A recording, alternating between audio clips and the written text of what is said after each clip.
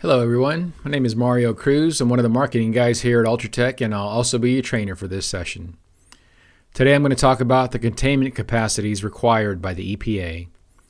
It's very important to understand what the requirements are so that you can be sure that you are using the appropriate products and staying in compliance.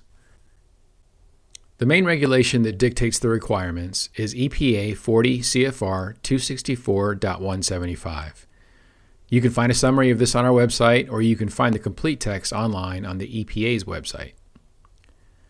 The regulation states 3 requirements for spill containment systems. The first one is this: the containment unit must underlie the containers and must be free of cracks or gaps and be sufficiently impervious to contain leaks, spills, and accumulated precipitation.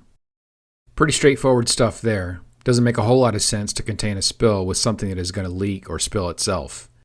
The second point is, the base of the containment unit must be sloped or designed to drain and remove liquids resulting from leaks, spills, or precipitation, unless the containers are elevated or otherwise protected from contact with accumulated liquids.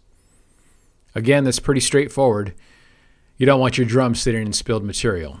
But the third and final point is the one that I'm going to focus on in this session.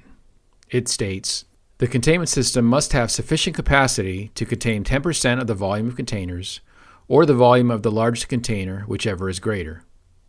This one is not as straightforward as the others. It actually gets misinterpreted quite often. So let's take a closer look.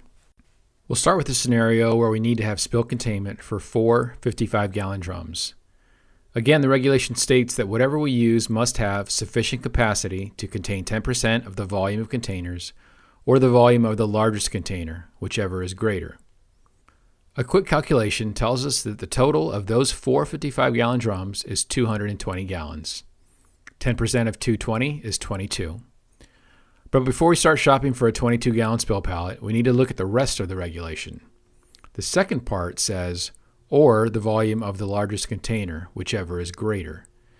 In this scenario, we have 4 55-gallon drums, so the single largest container would be 55 gallons.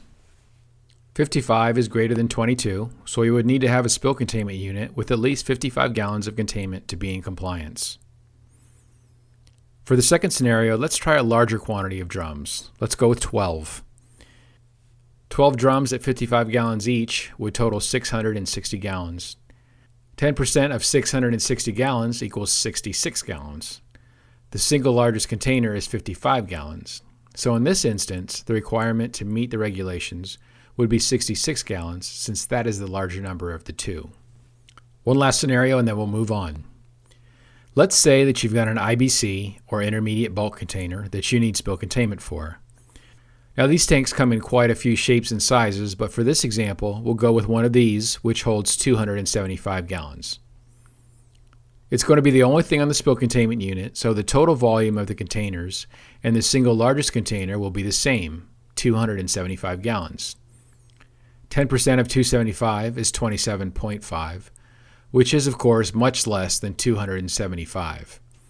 So this scenario requires at least 275 gallons to be in compliance. A few final notes to keep in mind. The numbers that are used to calculate the required spill containment capacity is based on the container's capacity.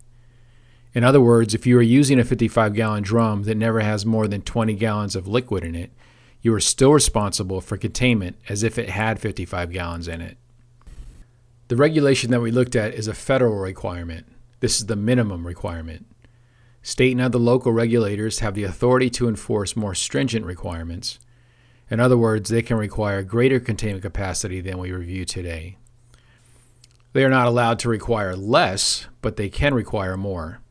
So it is important that you check with your local authorities to make sure that you are in complete compliance. Well, I hope that this session proved to be valuable to you and that you now understand what is required by the EPA. If you have any questions, please feel free to contact us at 904-288-8195 or via our website at www.spillcontainment.com. Thank you for your time, and be sure to check out our other training videos.